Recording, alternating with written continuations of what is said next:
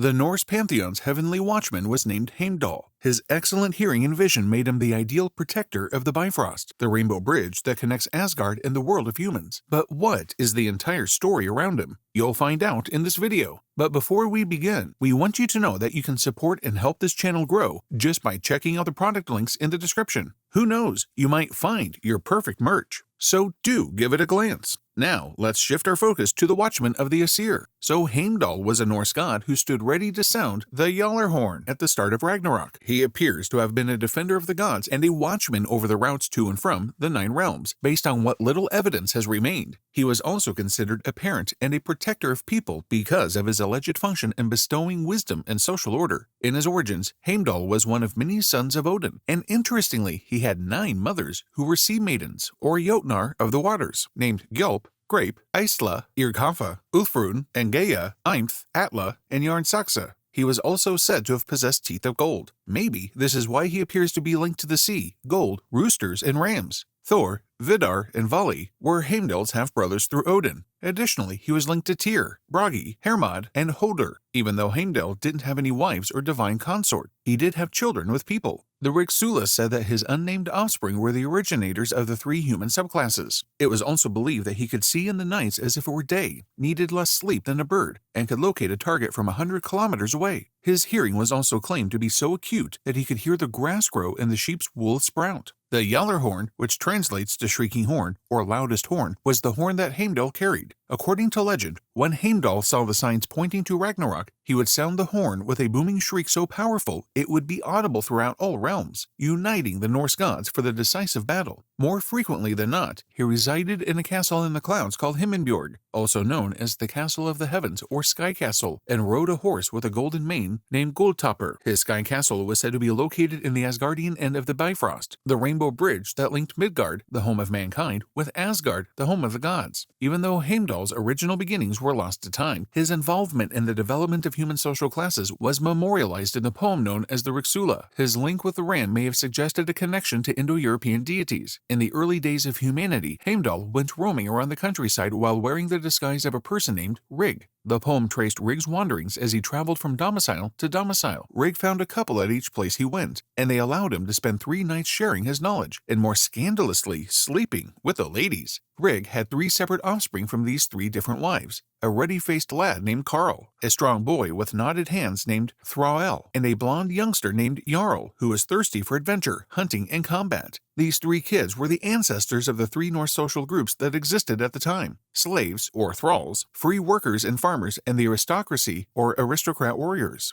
As the poem went, Jarl had a son named Khan, who in a special way personified the lofty traits of kingship. In the expectation that Khan might one day become king, Rig took Khan in his own child and started teaching him the secrets of the runes. Thus, the poem not only explained the causes of societal differences, but also displayed such divisions as being part of a just and fitting system that Heimdall himself had built. The Rigsula showed how legendary traditions supported and legitimized pre-existing social and political structures in the way. As a god with a very straightforward mission and character, Heimdall didn't really symbolize a great many things like most other deities. He wasn't associated with natural elements, nor did he represent any particular moral values. Nevertheless, he was the patron god of scouts and patrols, and was Asgard's devoted watchman and protector, and his name was frequently invoked in battle. Heimdall was generally revered and adored by the majority of Norse civilization as the founder of Norse social order and the possible father of all humanity. The Jarlr horn, the rainbow bridge, and the golden horse are some of Heimdall's emblems. Dumazel hypothesized that Heimdall is linked to Dios, one of the 8 Vases, and a Hindu divinity who took the form of Bhisma, the protagonist of the Mahabharata epic, in a previous life. He uses each character's different functions as framing deities, which assists in defining the boundaries of the cosmologies in which they are embedded, to support this claim. In contrast, Bhisma, who tortuously descended from his half-brothers, served as an immortal uncle to the line of lords that included the Pandava brothers, who stand for 4 social classes: monarchy, aristocratic warriors, lower-class club-bearing warriors, and shepherds. This story and the generative myth of Heimdall and the Rixthula bear striking similarities. Along with the potential Indo-European connections in Heimdall's portrayal, certain elements of his persona probably also reflect syncretized Christian ideas. The holy watchman surrounding his horn at the end of the world has been perceived by many readers as being unrelated to Norse heathenry. He resembles the archangel Michael, who, in accordance with the popular Christian myth throughout the Middle Ages, will sound his trumpet to rouse the dead. Saint Michael rides a white horse in the 13th century Norwegian visionary poetry. Michael encounters Groot's gray beard in the Dramkvedi, who is riding from the north on a black horse and sporting a black cap. Perhaps the evil Odin is Gruta. Snorri claims that Loki, the arch-enemy of both gods and humans, shall be fought by the gleaming white Heimdall. The poetic Eddas Rimskvia told the tale of Thrym, the gigantic ruler of Jotunheimr, stealing Thor's hammer. Thor was the first to notice the theft and ask the gods for assistance. The cunning Loki stole Freya's cloak, a magical item composed of falcon feathers that enabled its bearer to fly, and went in search of it. When he came back, Loki told the gods that Thrym had taken the hammer and would not give it back until Freya was given to him in return. The gods discussed their options, and Heimdall came up with the best one. They should disguise Thor as Freya and send him sneaking into Thrym's halls in Jotunheimr. The Rimskivia said that Heimdall had glimpsed the future and knew what would happen. The deception was successful. Thor entered Thrym's halls while dressed as Freya, got his hammer back, and killed the whole bridal party. Heimdall was destined to play a pivotal part in Ragnarok, the series of events that would result in the death of the gods and the annihilation of the world. And when Ragnarok would begin, according to prophecies,